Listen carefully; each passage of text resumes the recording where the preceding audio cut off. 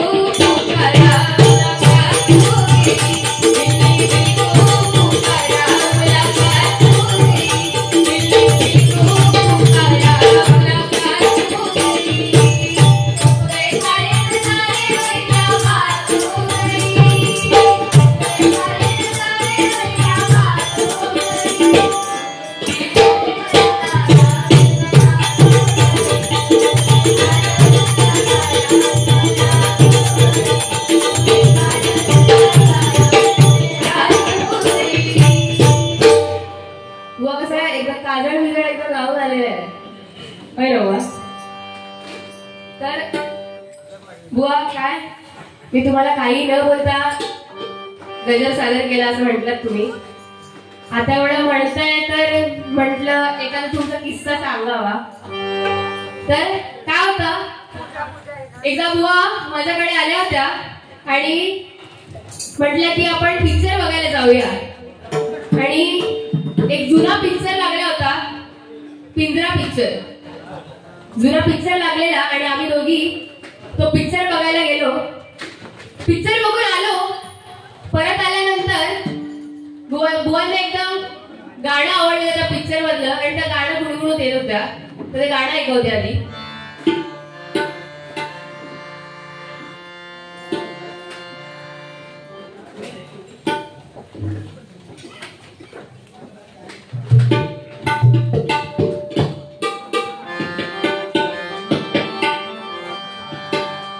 ज्वानीच्या आगीची मशाल हाती, ज्वानीच्या आगीची मशाल हाती, ज्वानीच्या आगीची मशाल हाती, आली ती अगदी सकाळी रात्री.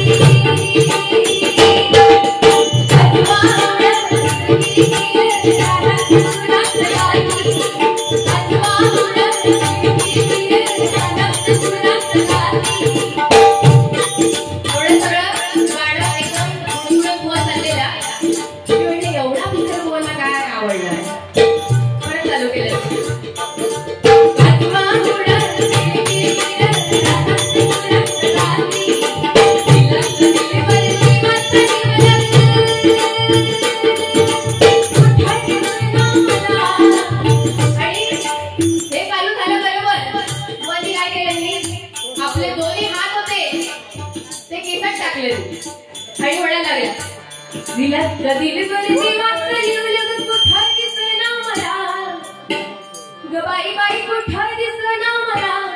ती म्हटले नक्की काय करताय दोन्ही हात टाकल्याने कुठं दिसना मला ग बाई बाई कुठं दिसना मला इथं दिसना इथं दिसना इथं दिसना इथं दिसना शोध आणि तेवढ्यात एक हात काढल्यानी आणि अंगठ्यावर घेतल्यानी आणि मारला म्हणल्या काय दिसला ग बाई तुला दिसला ग बाई तुला मला बघून घेतला दिसला ग बाई तुला मला बघून घेतला दिसला ग बाई तुला. ते घुसला बोलल्याबरोबर मला नक्की समजलं की बुवा नक्की कशाबद्दल बोलताय. तर अशी बुवाची गंमत राग नाही ना बुवा.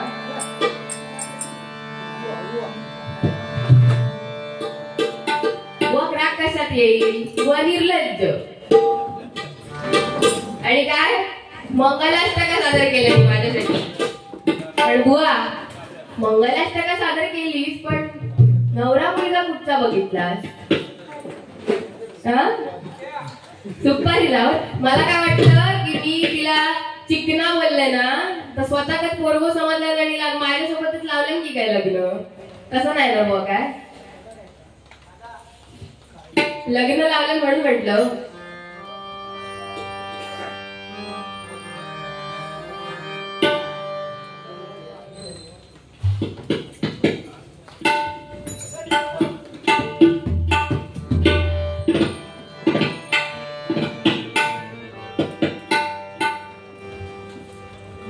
तर बघा अभंग सादर करते खूप वाजले अभंग सादर करते.